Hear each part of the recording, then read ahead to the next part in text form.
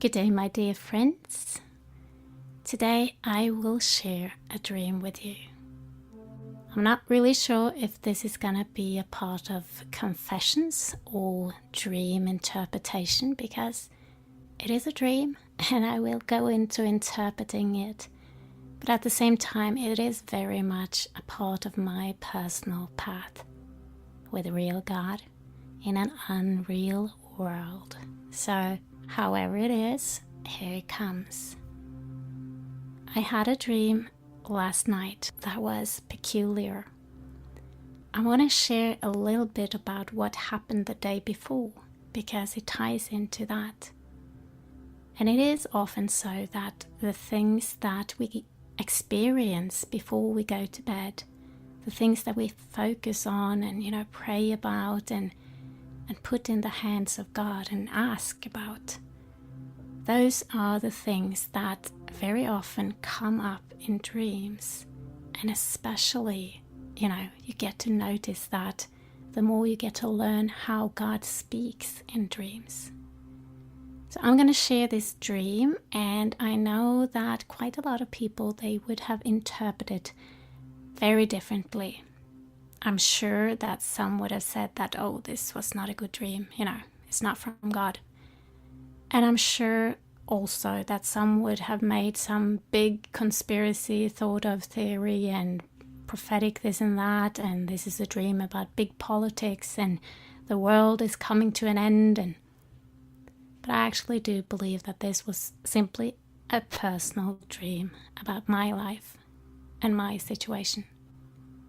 But dreams can have layers, so I'm not saying that it is impossible for it to have double or triple meanings. However, this is how I see it. Yesterday I was very much involved in the process of the prayer walk. I was communicating and in connection with our prayer walker, Janne Christine. And so I was a part of the battle and praying and feeling things and being shown things and, just being a part of the whole journey.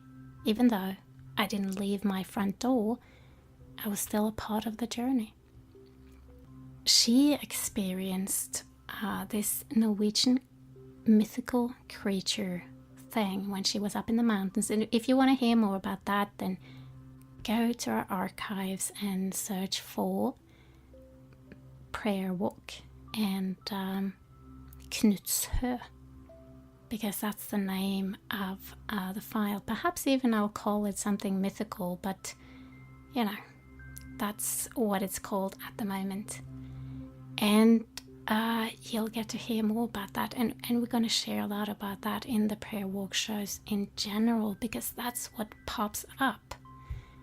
But anyway, she kind of like had this vision of these female troll connected creatures, and that they were having their seat in the area that she was walking, and so there was a battle in the spirit to take it back to God. And as she came up to the mountain top and declared stuff up there, the fog came, just before she came up to the top. It came a lot of fog, and it was really, really hard to see. And we believe that was from the enemy. They created the fog so that, they couldn't stop her, but they were still trying to make it difficult for her and just, like marking their territory, saying, we don't want you here. And so that was going on, and we had these messages going back and forth, and I would tell her if I felt something, or some pictures would come to me, and I would get messages back from her that, okay, it's getting better now, and I would agree, yes, it's getting better. And we had this thing going on.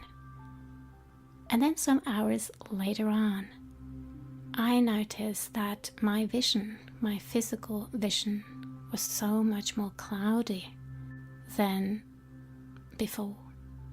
It had diminished, the last weeks, because I have a problem with my sight. And so I can go blind.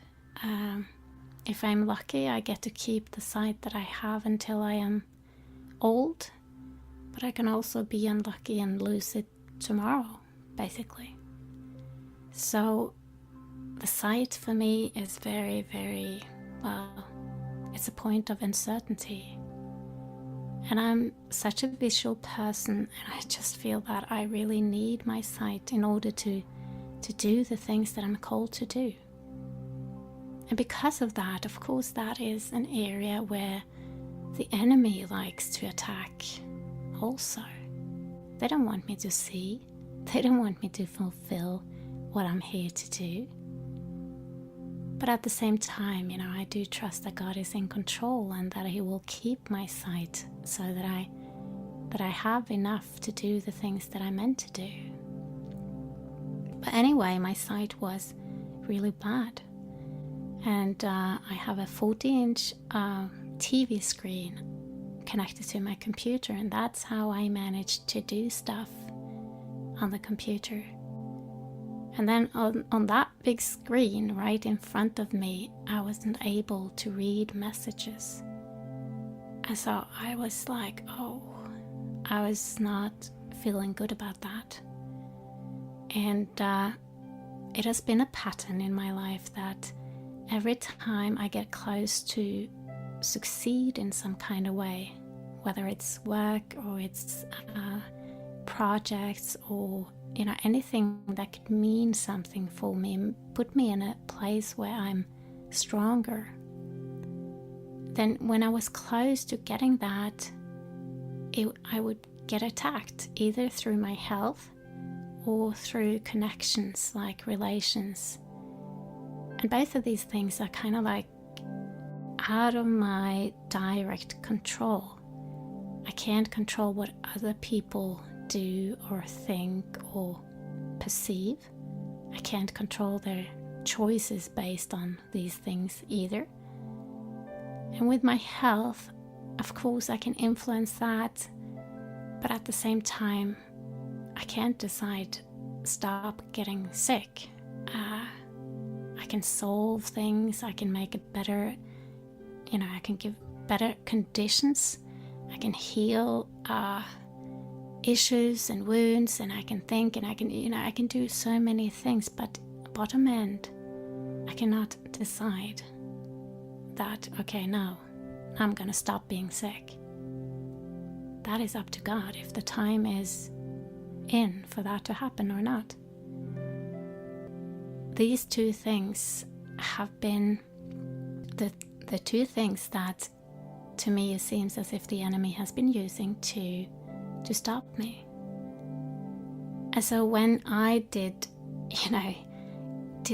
make the commitment to get engaged in this prayer walk thing and to cover it, and we're starting to take territory for God, then of course we are pissing off the forces of darkness. When Christine, the prayer walker, was up on the mountain, the fog came. And then some hours later on, the fog came on my eyes. And it was as if it was this kind of connection that, yeah, we couldn't stop her, but we could try to take you. If you can't see, you can't report on these issues, and you can't engage people through the internet, and you're a weak link here. And because I knew, my own history and the pattern, I got a little bit worried. I knew that this is a weak spot. And so I knew that this is something that, we need to do something about it. But I contacted Christine, and she also said, this is, they must have some kind of doorway. They must have some kind of way to come in, because when they can use illness and aggravate it at certain points and certain times, it means that they have access in some kind of way. And well, we are to accept illness at times, perhaps, but at other times we are to cast out those who rob us and try to stop us. So I was into prayer for this, and Jana Christine was into prayer for this, and she asked, what do you think it can be, like a doorway that allows them or gives them access? And I was like, well, like everybody else on this planet, I have a lot of emotions that are not perfect, but I can't see why that should make me sick and not everybody else. And then of course I have a lot of weaknesses just like everyone else, so I kind of like turn so many stones and I'm not engaging in much at all. So, but then it came to me, okay, I have been dealing with, this communication thing, the twisted communication and the manipulation that the enemy can do in settings. But then I got to think about, the setting of being used and abused, which is very often connected to this communication thing of twisted communication and manipulation, but still, to be used and abused is a different topic. And I just thought, there is something there. I've had the pattern of getting into the hidden kind of abuse. Nobody's beating nobody, so, it's not visible. And then when it comes to the time of saying, well, there's something wrong here, then the twisted communication comes in and I usually get portrayed as the bad one. Everything gets turned upside down. So it's been this fog of confusion that has been very hard for both me and for people around me to understand and see clearly. And so this was what I went to bed with. And I didn't go into any deep prayers about it. It was as if God was saying that it's not time yet. But it was definitely on my heart, and I definitely gave it to him as a big question mark. Like, okay, we're having one little piece, because that's what happens, when the enemy attacks us, they reveal something. You can't go into, I'm being attacked, oh poor me, fear. Or you can keep your calm and see, okay, a pattern pops up, you're using this and these cards. That means that there's still a weakness here. Thank you. Now I'm a bit closer to pull out the roots and get rid of it. So that's what war is about. Not giving up when something pops up, but to have a sound mind and just take the next step. Ask God, okay, how do I deal with this one? So I went to bed and I had a dream. And here's the dream, and I'm going to just tell you the dream exactly the way it was first.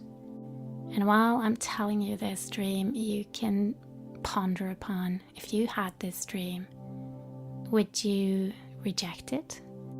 Would you think that it was about the world and prophecies and big politics? Or would you conclude with something similar that I will conclude with later on? So in the dream, I was in a hotel room. It was like an apartment, but it was in a hotel. And in the apartment, there were 3 men. I don't know the identity of 2 of them, but I know that one of them was Putin. So it was Putin and a friend of Putin. So they were kind of like one side.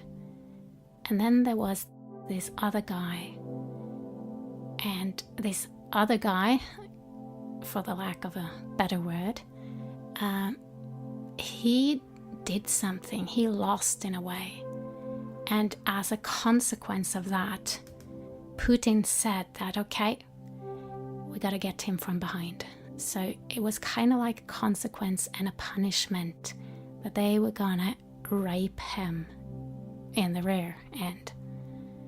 And so that was pretty harsh and not comfortable and okay at all. And the guy freaked out, of course. But they were two, and they were strong, and they were gonna go through with this.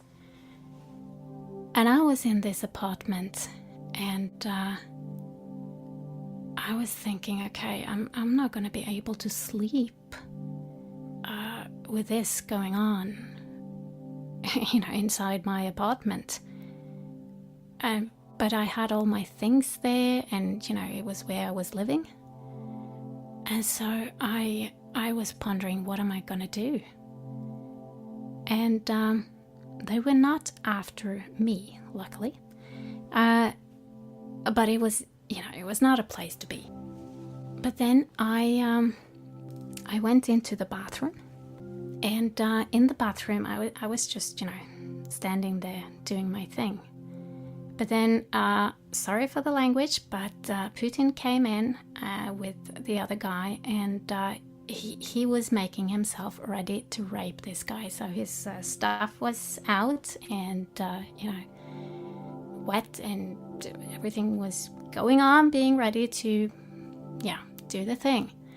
And so he was very kind of like intense and raged up because, he was going to rape somebody.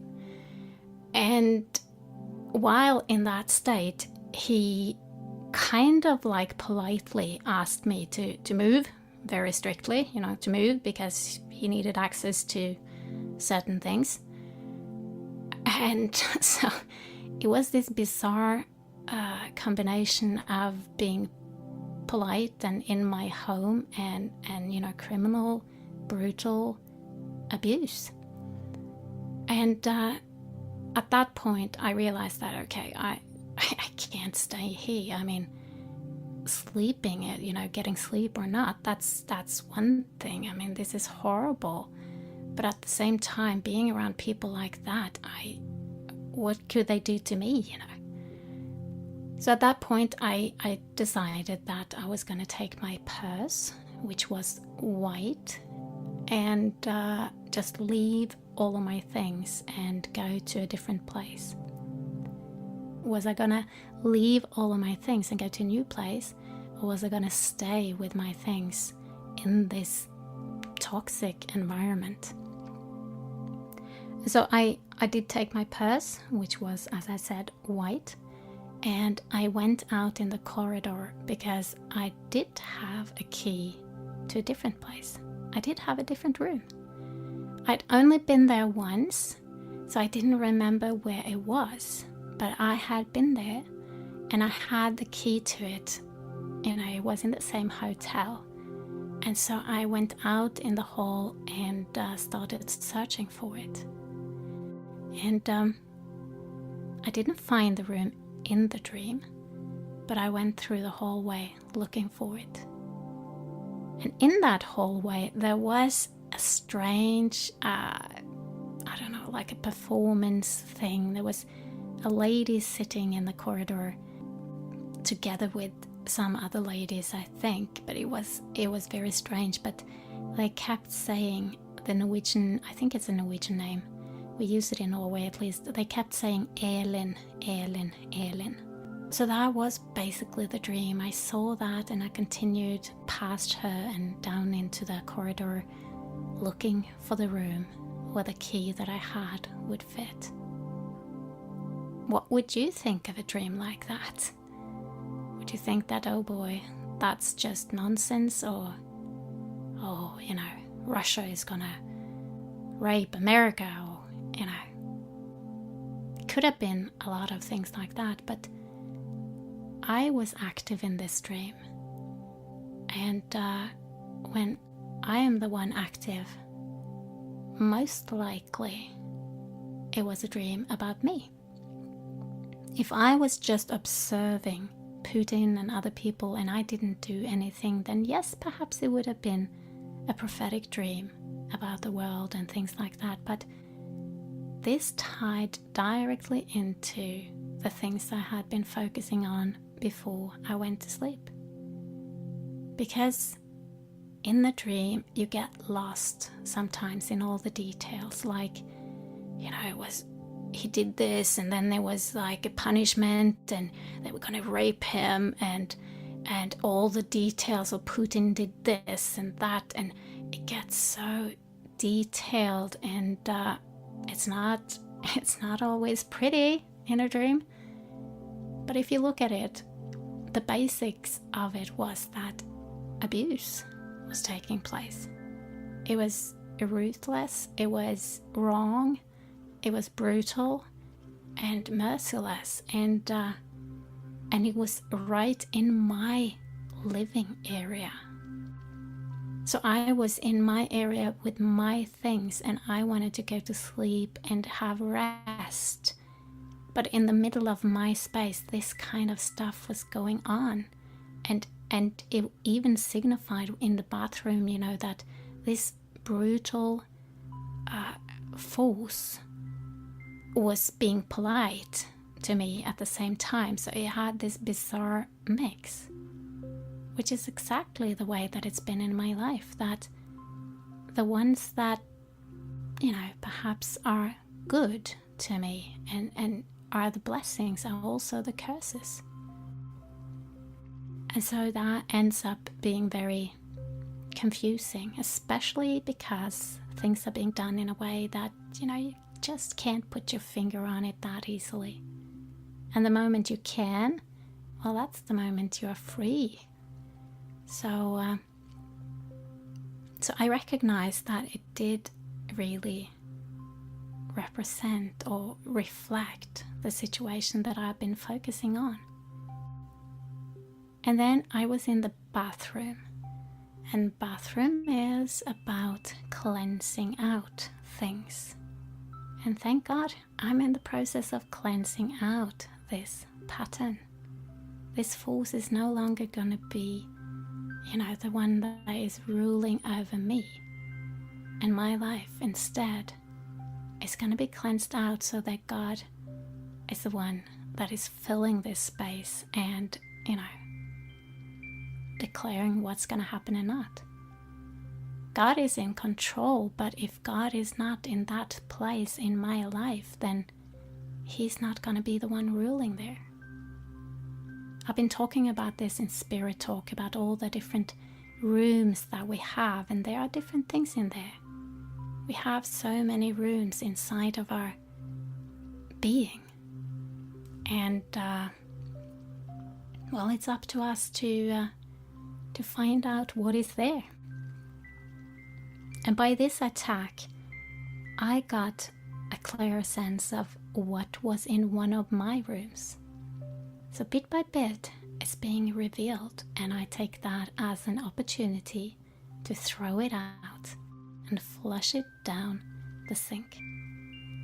So then, I took my purse. What does that mean?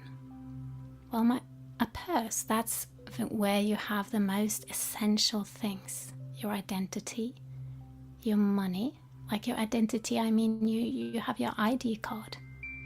And you have your money in there, which is both value and favor with God. And it's, it's your purpose, a purpose. So these are the essentials, your identity, your purpose, and your favor, your value. So I took that. That's the most important thing. Everything else is not that important. All my stuff, I didn't really need that. And my purse was white. And that speaks about righteousness and being clean, and also about the spiritual. So that is a very, very good sign that, okay, my identity is pure. And in God, I am pure. And so this is something that is going on in my life, and it has had power in my life, but now I am choosing to leave it.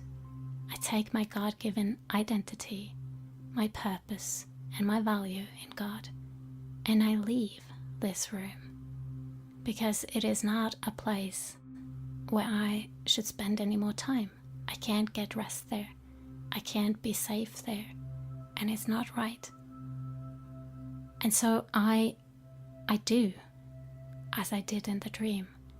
I walk out and I look for a different place, and by the dream I understand that I am going to a place that I know. I've been there before. And you may say, well, to get rid of abuse, that's easy, just stop engaging with that kind of people.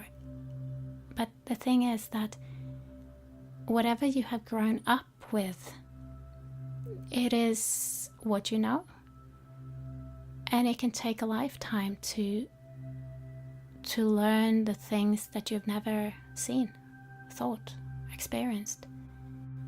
And so this goes for all of us. Like, if you've grown up in a family that is arguing, you think that that is normal, and it can take so incredibly many years until you realize that other people may actually do things very differently, and when they do, it has a completely different outcome.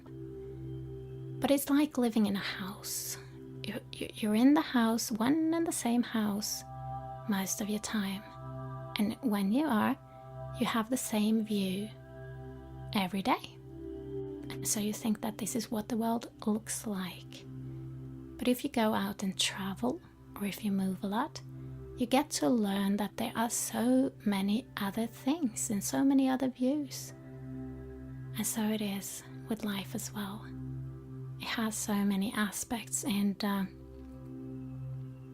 as I said, some of them, it really can take decades and decades to understand that there are completely different views and experiences that, can be mine.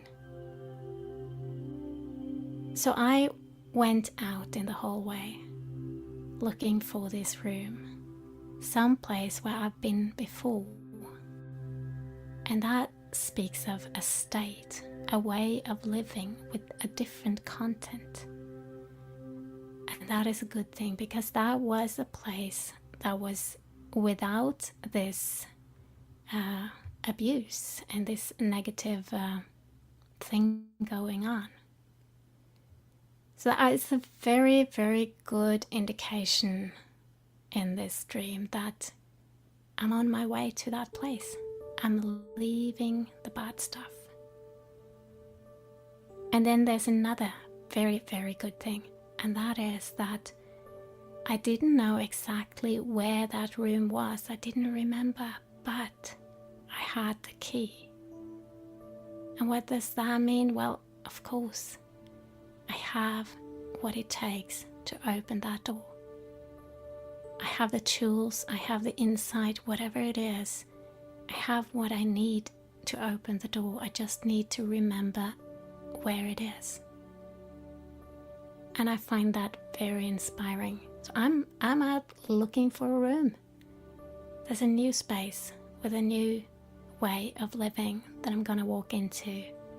And it's going to be fruitful, and it's going to be without that crippling energy of use and abuse and just destructive behavior mixed in with the ordinary life.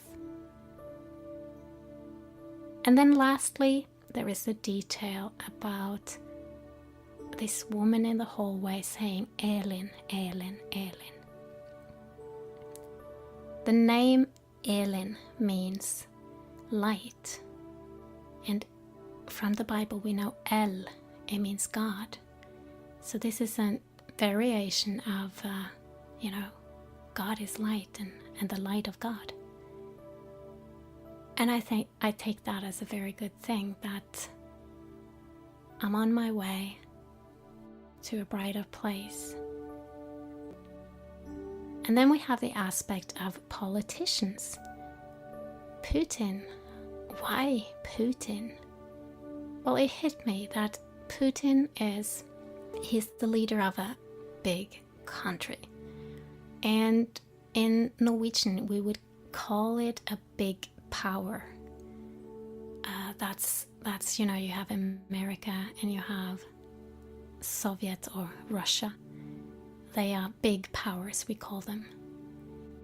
And I don't know what you call them in English. Is it like a superpower? No. Anyway, we call them a big power in political terms. And if you think of it in spiritual terms, it was a big force. It was a big, power. There was a mighty force at hand here. It was a rough thing. There is something about a game of politics. They are playing a game. And I'm not going to be a part of it any longer. I'm going to my room in peace. And that's it. So I don't know how you feel about that. If you have a different interpretation of the dream, then please feel free to comment and share, because there's always many layers, and sometimes other people have a different angle on it that is very interesting. I do believe that a dream can have multiple meanings, but so far the things that I've found does have a lot of meaning to me. It does ring a lot of bells. And I also hope that by sharing this dream, it can help shed light on how a pretty, what do you call this kind of dream? Like, it's not glory, glory, and Christ came into the room and everything. I mean, it's a kind of like rough and not so pleasant dream. But at the same time, it really, really speaks of the situation, and it has such a beautiful message. So I also hope that that can speak to you and help you to see your dreams in a different light. And I'm really a fan of taking dreams seriously. At the same time, I'm also very much a fan of doing it properly, because I do see so many interpret dreams in a way that, it's not good. It's not spreading a good message or giving a good, being a good example of how to interpret dreams. Like I said in the beginning, I do believe a lot of people would have taken this dream and taken it straight into the, end of the world and political arena and big sensational things. But I'm sure that would have gained me a lot of attention if I did that. But I don't think it's true. I do believe a lot of the dreams that have been interpreted on, that they fall into this trap thinking that it has a big worldly meaning, when in fact it's just a symbolic dream in their personal life. And so that is damaging the reputation of dream interpretation, and it's confusing. So, but I also want to acknowledge that I do believe that most of the people do their best, but at the same time, it hurts to see when I see these things being done in a really not professional way. Like, they are assuming things that shouldn't have been assumed. So, well, I've started having my shows, and hopefully I will add to this topic so that more people can learn more. I am not an expert, like I know everything, but I do know that I have come into understanding of some of these things, so that over time God has just shown me how to understand symbols. And I still have so much to learn, but that's part of my message, that we have a lot to learn, and we should never conclude fully like this means like so and so. That is my main message, that be careful about that, and don't make it into something it wasn't meant to be. Anyway, this was today's dream interpretation and sharing from my personal life. And if some way that can inspire you and shed light on things that you have experienced, or help you understand more, then I am very happy. And if not, I hope you haven't been bored that much. Either way, I will be back with more dreams and more confessions suddenly. And of course, I will be back on Saturdays and Sundays with live shows of spirit talk and prayer walk and things like that. So, thank you for listening, and be blessed. God loves you.